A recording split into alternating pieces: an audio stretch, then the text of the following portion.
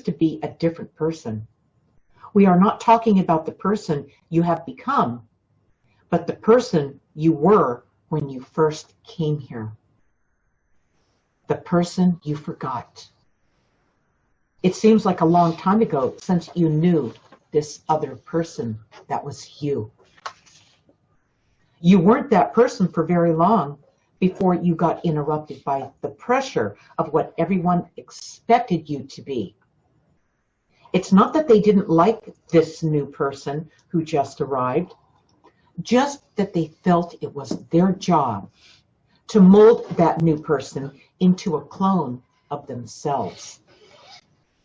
After all, that's what their parents taught them when they first got here. So that's what we're talking about tonight. Linda reminds you who you are. In other words, I don't teach you anything. My spirit guides never taught me anything. I talked about that in Guided. They never taught me anything, but they pointed me in certain directions.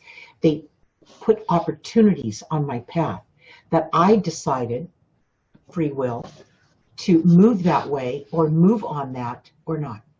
And that's exactly what I do with you.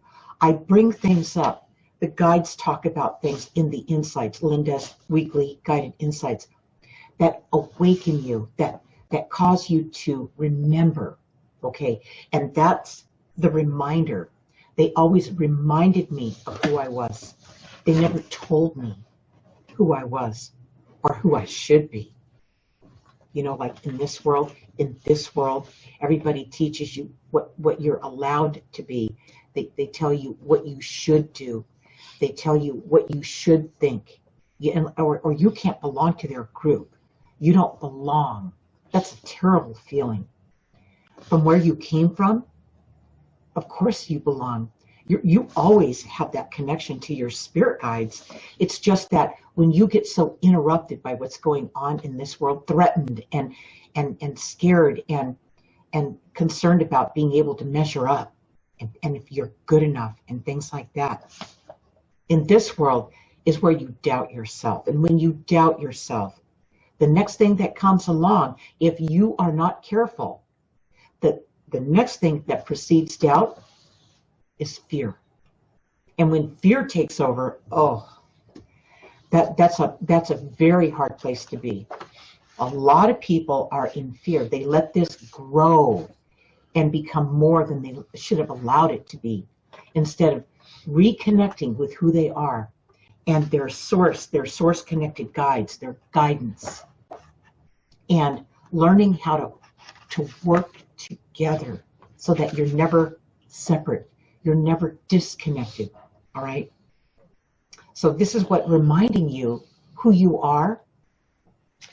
That's why it's so important to, I'm going to go back to the journal. This is the companion journal to Guided, to my flagship book, as a result of all the people who read my book or listened to it. They wanted to learn how to do this. And you guys, I got to tell you, it's easier than you think. In fact, people have said to me, but Linda, it's too easy. It can't be that easy. It is that easy. You used to do it. When I remind you who you are, you remember doing it. Okay? So that's what we're about today. What do you have, Ray? Well, it was kind of funny, or kind of cute that when you said, that they molded you into this other person, this little clone of themselves. Right. I mean, they looked at you like a project. Well, I have to tell you, when I had my kid, I looked at this and I said, oh my God, I have this life in my hand, this responsibility. This is going to be my only kid. I knew that. And I just said to myself, I've got to give it everything I've got. I've got to give her every opportunity she could possibly have and remove the obstacles from her life that I had to face. And that's the way I approached parenting my child. Yeah. So parents are basically trying to overprotect their kid, protect That's their what kid I from did. getting hurt. That would be me. That's what I did. Yep. You think most of them do that? Yes, especially the first kid. Oh yeah, especially because the first kid. Yeah, and she was my only kid, right? So your first kid is always the one where if you're going to be, overboard with, molding them into something, protecting them, overprotecting them, like Ray said, then that's when you're going to do it. I mean, by the time you get to the fourth or fifth kid, it's kind of like they're on their own, right? The 15th kid. Yeah, they're on their own. The other kids raise them. The other kids teach them what they learned. Oh yeah, well, no wonder. That's almost better, you guys. Okay. That's a terrible plan. So basically, is there any kind of set length of time or term of time, in your opinion, that it takes for you to forget who you really were when you came in here? Was it by the time they're 7 or 12 or 3 or 20? Okay, yeah. So by the time, statistically, people talk about, I think psychologically, they talk about the kid by the time they're 7 years old, they have absorbed everything they're going to absorb from their parents. You had your impact on that child. After 7 years old, they start having, it's the time of reasoning. That's when they've reached the age of reason at 7. Right. So they start thinking for themselves, and whatever you taught them, fortunately or unfortunately, they've already absorbed that. I want to say learned, but it's more than learn, because you guys influenced that child when they were really impressionable, and they depended on you as their role model to gather themselves up, bring themselves together in this life, gather themselves up in this life, make sense of themselves in this world, and what their recourse would be under all these different conditions in this world, from what they learned from everybody here, not just the parents, but the siblings and the peers and society and the teachers and everything. Taught them everything they felt. It comes from feeling. It's the way we take this stuff on, that we absorb it all. You guys, I say that it's important to understand that word, because you didn't really learn it. You pulled it in. You pulled it in like it was yours. Okay, you claimed things that didn't even belong to you.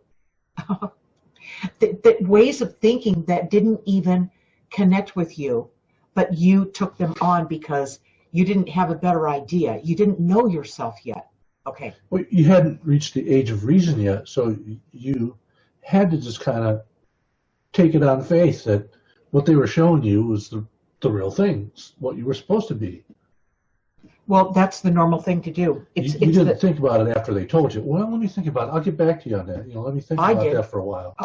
I was different. This is where I was different, and why Guided is a different story. It's a sobering story of my early life, where I because of the harshness in this world, at 20 months old, I was literally shocked right out of this world, back into it again.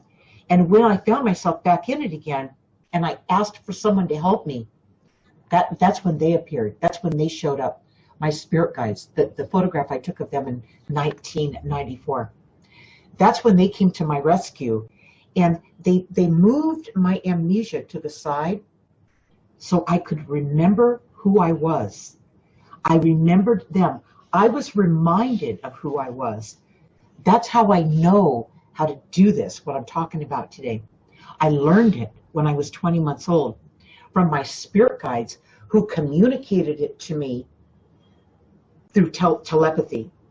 They used the language that I knew so well before I got here, just 20 months earlier, that I was skilled at using to communicate to me. And that's what all this reminding happened. That's when I remembered where I came from and why I was here in this lifetime. The whole thing was like, it was like the parting of the seas. I had access. I was given permission to see what I didn't remember up to 20 months old. That's why I know how to do this with you guys. I don't teach you anything. I say things. I say things that awaken you. I say things that remind you who you are. And once you have that, it's called a realization. You have a realization. You have the power to make the changes in your life and live the life you intended before you came here. That's what this is all about. Okay, so we determined that how long does it take you to forget who you were? About 7 years. By that time, that's a normal kid, all right? A normal kid, but you reach the age of reason, so they say, in society. Now, why does it take so long to start asking yourself those two questions that everybody asks themselves as they get older? Is who am I and why am I here? You hear that all the time. Who am I? Why am I here? I mean, that was a staple of so many books for decades. Who am I and why am I here? And they tried to explain it, but those people are usually what, in their 40s or 50s by the time they start asking themselves that kind of question? Yeah, that's when what happens is the distractions from this world and the way that they teach you the way you have to be, the way you should be, the way you need to think and to fit in and all. You've played all that out. You've lived it out. You've done it their way first. And now you're going, wait a minute. There's so much about this that just doesn't have a soul. It doesn't include me, okay? I'm missing. There's something about this that just doesn't feel fulfilling, okay? And that's when you start to question everything, all right, which is the right way to go about it. But if you don't write down what you're questioning, what you have questions about, the thing that happens when people start to awaken to this larger reality, okay, what happens is it comes so fast that you wind up like you were when you were a little kid. Why? You can't ask enough questions. You need answers fast. You feel like you're getting left behind. You feel like now that you've got a taste of this, you need all of it as fast as you can get it. You have this urgency that hits you, all right? That's your soul waking up, your soul waking you up, going, it's showtime. It's time for you guys to do what you came here to do and quit this merry-go-round, this karmic cycle you're on in just this world, and wake up to your life, why you are here, okay, and what you're supposed to be doing. That's where this comes in. You have to write this stuff down. When you wonder about it, write it down. When you get an answer to it, and when you get a resolution, write it down. You have to write down these steps because you guys have poor spiritual communication skills. You've gotten it. You didn't used to when you first came here. You were so connected, your skills were exceptional, okay? But then this world, crowded you, and you retreated. Okay, so we got to get you back in the picture so that you're present. See, you can't do this stuff, you guys, unless you're capable of being present. That means you're not anxious about the future. You're not tormented by the past. You're present. You gave up on what you should do, what you should have done, how you have to be, all the things that make you feel like you're not good enough. All that has got to be out of the picture, so you can be in the moment. And then you're connected, and then you'll get the guidance pointing you where it's pointing you to go. And start working from that premise, remembering. It feels familiar. It feels like when you were a little kid and you used to follow your curiosity. You're going to feel that same feeling come back to you, just like when you were a little kid before you really got interrupted from this world and pulled out of your bliss. All right? Okay, so if you take these 7-year cycles, it takes you 7 years to forget, and then if you look at another 7 years, you're becoming a teenager. That's at that radical. point. And then you take another 7 years, and you're becoming an adult. You're 21. Okay, does this realization going on your journey back to remembering who you are, just like the book says, your second book, part 2 here, just like the book says, self-discovery and personal transformation. You're trying to transform back to who you were when you got here.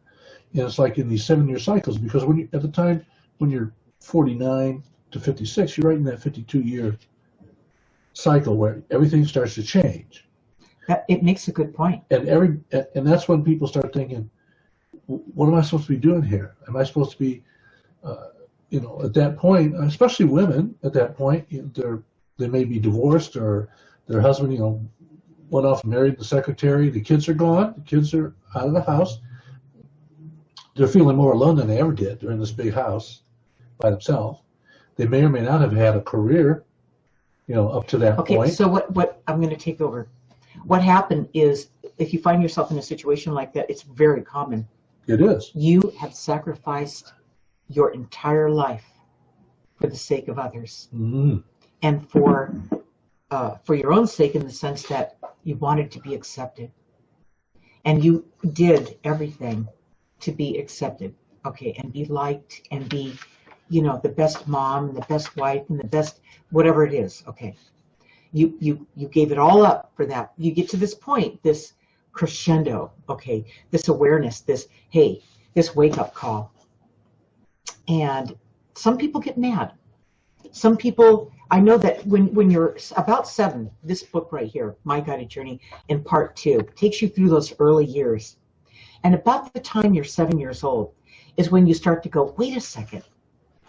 Maybe everything they told me wasn't so true. Maybe you start having questions. You start questioning. You start searching. You start, and you even start going overboard trying to fit in, doing anything desperately to fit in. You go through that phase and see what the consequence is of not being who you are, of being a fraud, of being somebody that you were being just so that the ones around you figured if you were this way that they would accept you, and they would maybe let you into their group, or whatever it was you were trying to be accepted for. You gave it all up just to fit in. But then you didn't like what you became when you did that. You didn't like the feeling you had when you did that, and how you compromised yourself for the sake of being let in, being accepted. So it was a double-edged sword, even when you did it, even when it worked. You knew that you were not being true to yourself. Okay, so. Okay, 7-year cycles. I'm seeing some patterns here emerge. 7 years old, age of reasoning. Next 7 years, you're starting to rebel. Oh, you rebel before the next 7. Besides 14? No. 13, 14? No, by the time you're 8 or 9, you're on full blow rebellion. That's when you start sneaking around and doing things and not telling your parents, but you're going to do them anyway. You start doing little things that, you're not supposed to do, and you do them just to see how it feels, just to get a sense of yourself, just to get your own identity back, instead of everybody pushing you around and telling you how to think. Okay. Yeah. And bumping it. No, it happens, Ray. I was like that. I got my first job when I was 9. I was playing in a band when I was 10. I was looking for my identity. Right. Right. That's right. And then by the time you're 20, you're 21, you're on your own again. You came in here kind of on your own. People molded you into this person that they wanted to mold you, into like them. But by the time you hit 21, you're out on your own again. Nobody is telling you what to do. Right. That's about when it stops. Oh, hey, now you think you've got another opportunity for freedom. Now you think you know it all. Okay. So then you go through that and you find out just exactly what you know by the time you're 28, 29. Okay, you're right. That's the next one, 28. Yeah. By the time you're 28, 21, you're out on your own. That's your first Saturn return. Right, and you're trying to. Or your second. Second. That's your second Saturn return. When you're 28, you're not alone anymore, because like that time you're in a relationship and you're getting married. Okay, so you went through these stages up to 7, and then you started rebelling, and then you were a teenager. Then you were on your own at 21, 28. You weren't alone anymore. You got married. Started to have a family. By the time you're 35 to 42, your kids are now teenagers, right? Right. And by the time you're 49, everything starts changing big time. Well, so when you hit the 52 mark, Yeah, you're jumping through it pretty quickly. Pretty fast. Okay. Anyway, to stay with without overthinking it. Ray's doing a little bit overthinking here, and that's common. You don't do that. Don't overthink it. It's not. It's about just remembering what's going on in your life and bringing yourself back into the picture. Writing it down. Part 3 of my guided journey is the journal writing part of it. That's where you spend 15 minutes a day writing in your journal to remind you who you are. Okay, until you do part 3, where just 15 minutes a day, a new journal entry about what unusual and out of the ordinary thing happened that day. Okay, what happened that drew in your awareness, where you just were like, wow, that was interesting, and write that down. It's not a question. It's an awareness, okay? Write it in your journal in part 3, then ask yourself how that felt after you wrote it down. And then this reminding you who you are, what realization did you have around what you wrote down and how it felt? That's going to be what reminds you, whatever that message is in that journal entry, okay? For that 15-minute daily meeting you have with your own spirit guides. You're going to start to see them infiltrate your writing in what you write in your journal, the first thing you write down. They're there with you when you do this, okay? Just like they were when I was 7 years old. That's interesting, 7. I started journal writing so I could understand what was happening to me as I lived in this world and this world simultaneously. I was connected. Nobody knew it. Nobody knew it. And a thing about me, but as a result of writing in my journal, and tracking what was going on with me, I could look back and see, okay, here's what happened then, this is what happened the next week, and I could see what was going on with me, what was really going on in my world, in both worlds, and figure it out. And then have even a better communication with those spirit guides who came in when I met them the first time when I was 20 months old. Even a better connection. That's what this will do. You guys will no longer be wondering about who you are. You won't need to be reminded of who you are. Once you experience this process for maybe a month, you've got to do it for 15 minutes a day every month. It's about being every day, being reminded who you are. Every time you write in here, it's going to remind you who you really are, who you were when you first came here, before they molded you into a clone of them, all right? What would be some good questions to ask yourself when you're writing in your journal to help you remember who you are? What do you think? Everybody's questions are going to be different, right? Right. Okay, so what you do is you start writing down what's unusual and out of the ordinary. Just stay with that.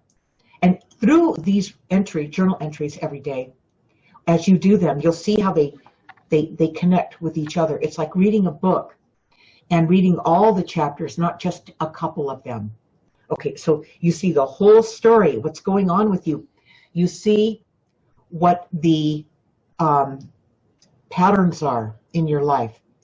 And the only reason you want to identify them is you want to course correct on the ones that aren't serving you, like the bad decisions that you keep making the same bad decision, and you can't figure out why the heck you keep doing it. You're not stupid. You know you're not stupid, but you can't quit doing it. It's a knee-jerk reaction. It comes from part 2, taking your journey back to find out where these things started. Okay, but until you start doing the journal entries 15 minutes a day, in part 3, you're not going to see the pattern. So you can identify the chapter that started all this chaos in your life, all right, that caused you to forget who you are. So you take all those bad decisions that you're making, which are pretty easy to identify.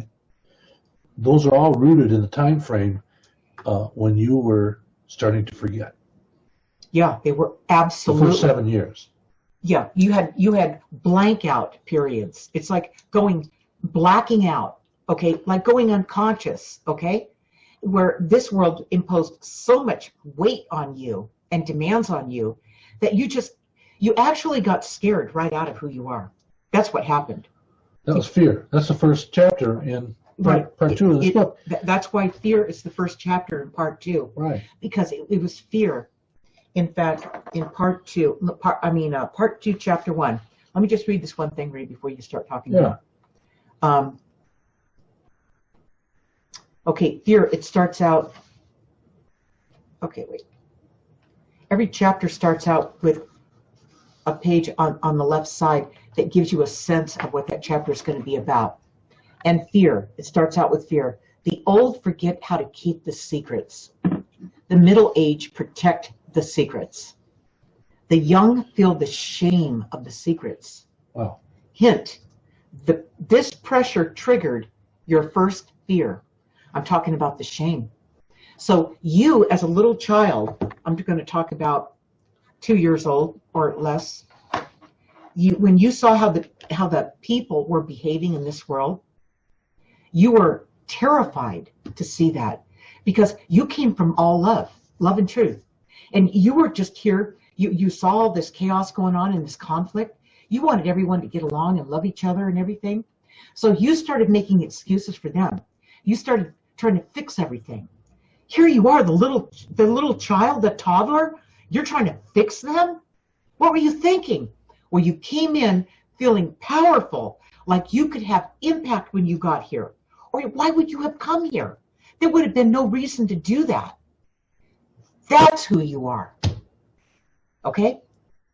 You have to go back to that pure being, that pure self of you, and bring that back to life. Now, when you come back, this part of you could never scare this part of you again away, because this part of you is so powerful. It's subtle. It's powerful. It's consistent. It's even. It's loving. It's everything you were when you first came here.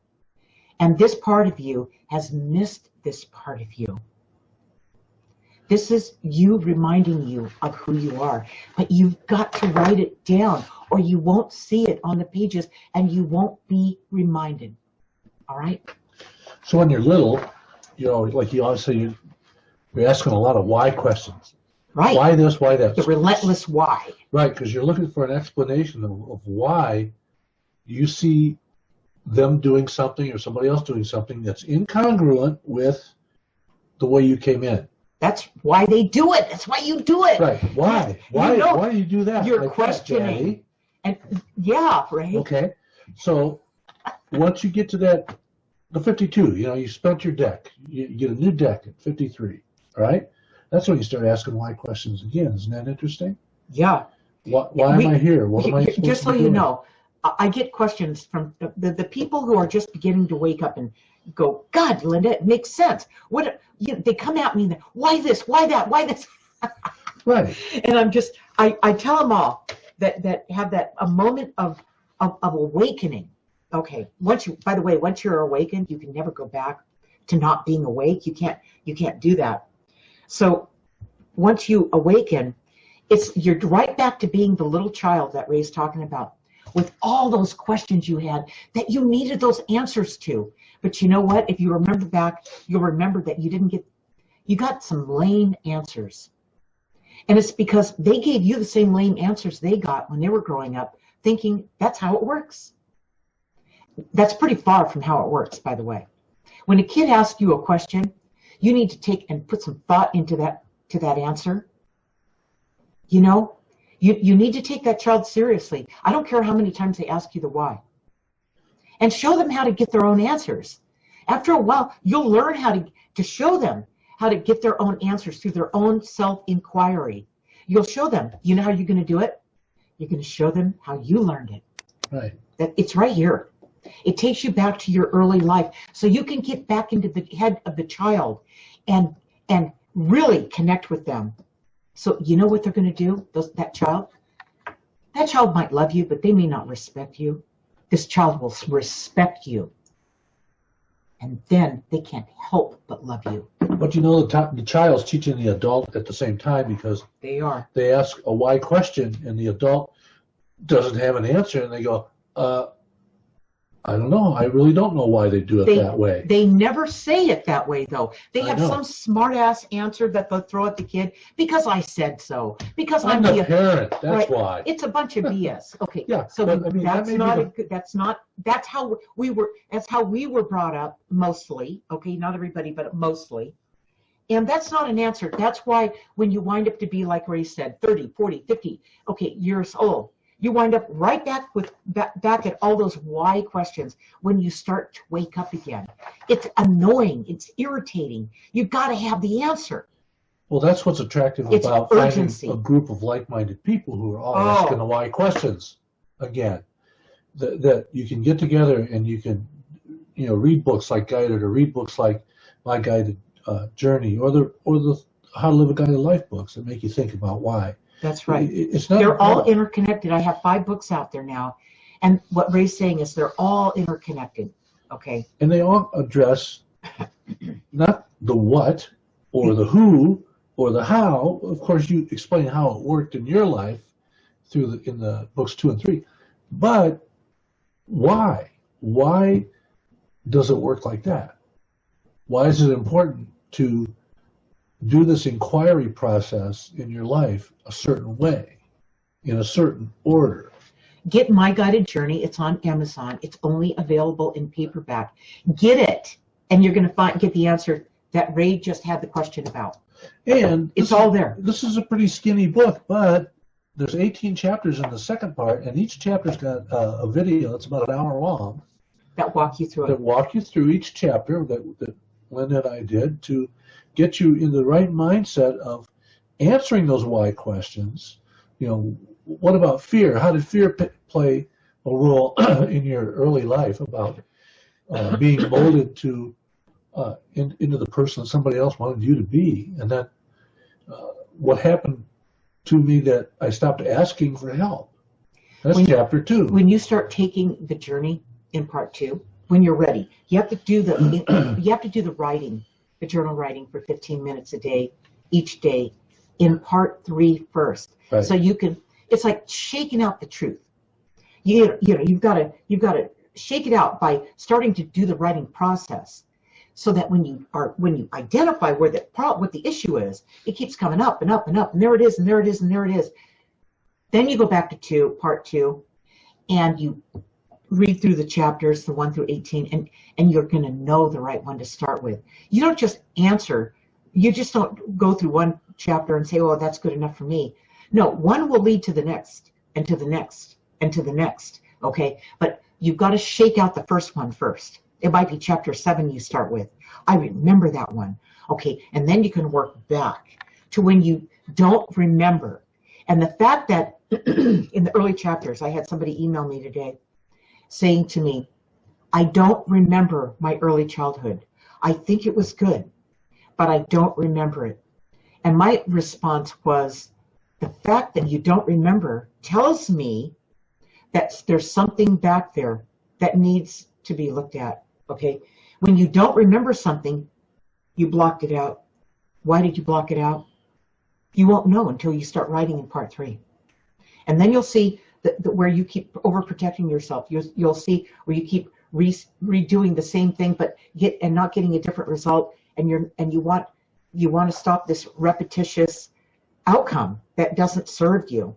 And you keep writing in there, and you keep seeing these different things coming up in you that you have been on automatic doing, saying, being, thinking. All this is drawing in the outcomes in your life. Okay, it's like when you think something, write it down, ask a question, wonder, any of those things. That is a request you're putting right out to the universe, saying, like a genie in a bottle. I have a command, a wish, and I need it to be answered. I need the question to be answered, the why question. I need to know which direction to go. I need help. I need to get out of that job I hate. That's an SOS to the universe. They're going right to work on it to get you out of that situation. They'll find a way to get you fired.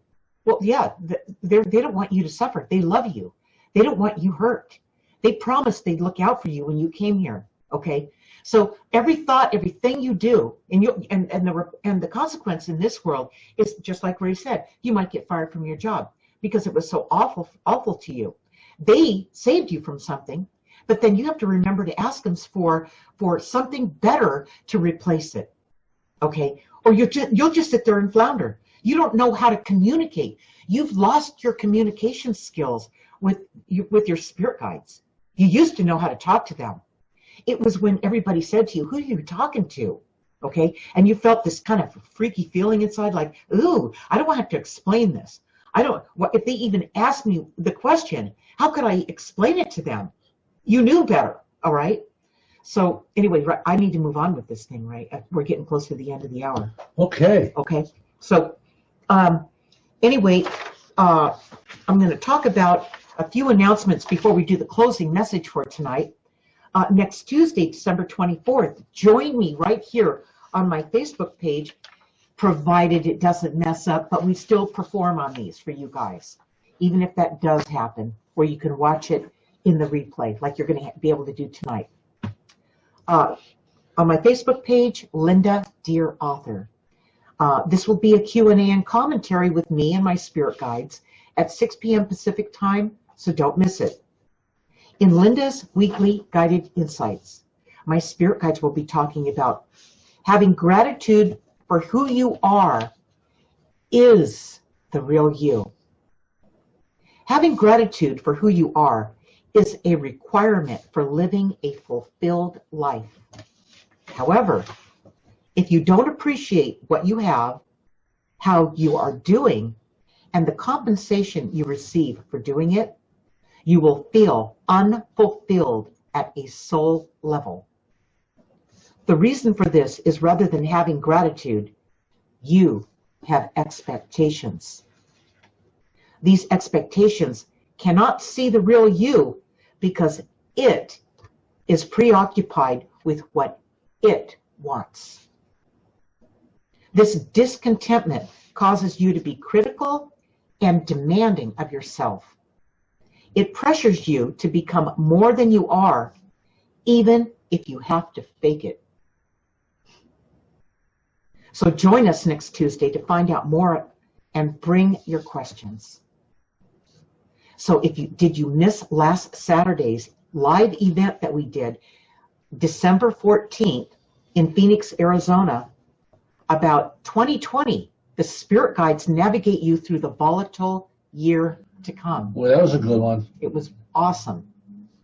You can get the replay of this event and watch it on demand for 30 days for $9.95.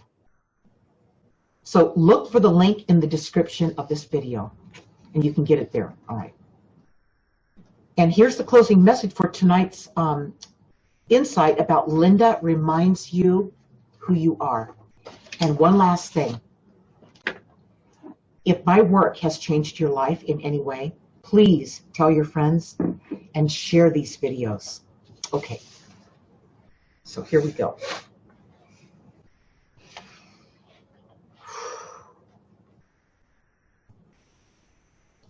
Finding out who you are and why you are here shouldn't take so many decades to start asking the right questions. Why are you afraid to ask? Were you taught that asking for help is a sign of weakness? Are you afraid of what people will say about you or how they will judge you if you are always asking for help. People wait way too long to ask us for help. Sometimes we feel like a last resort when you should ask us first. We know the solutions to your problems. All you have to do is formulate a why question. If you always ask questions about how much, when, how soon, you are asking from a position of lack in your life. When will I get that new job? How long is it going to take for me to get more money? You must turn these questions around and ask, why do I feel this way? Why am I so anxious about the future and how others will see me? When you think that others are also just as lost and have the same questions that you do, it makes it easy to ask people for help. But remember to start with us. Each day, for a week, ask us one why question.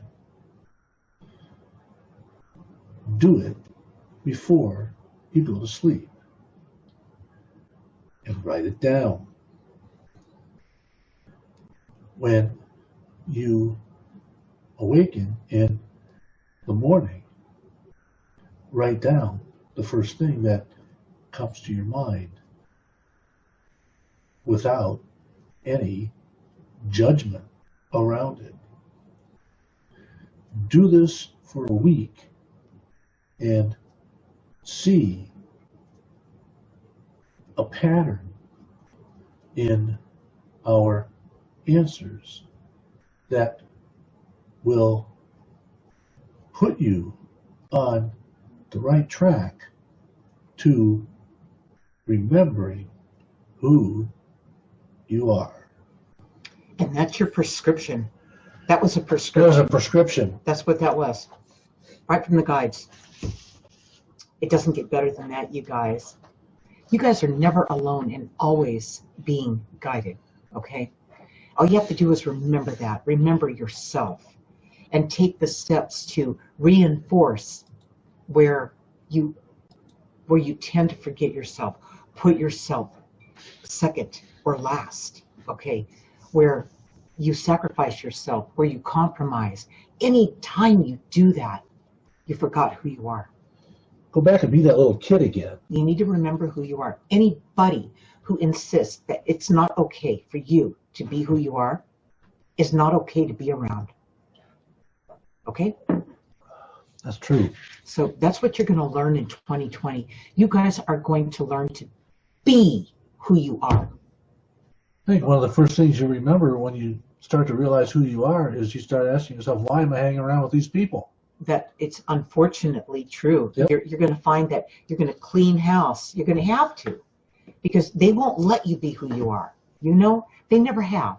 So how come they would let you now? You know. So anyway, you guys, we will see you next week. And sorry about the live feed tonight, but it's just like it was live. It is. I know. We were live. I know. And so we will see you next week. All right. Good night, everybody.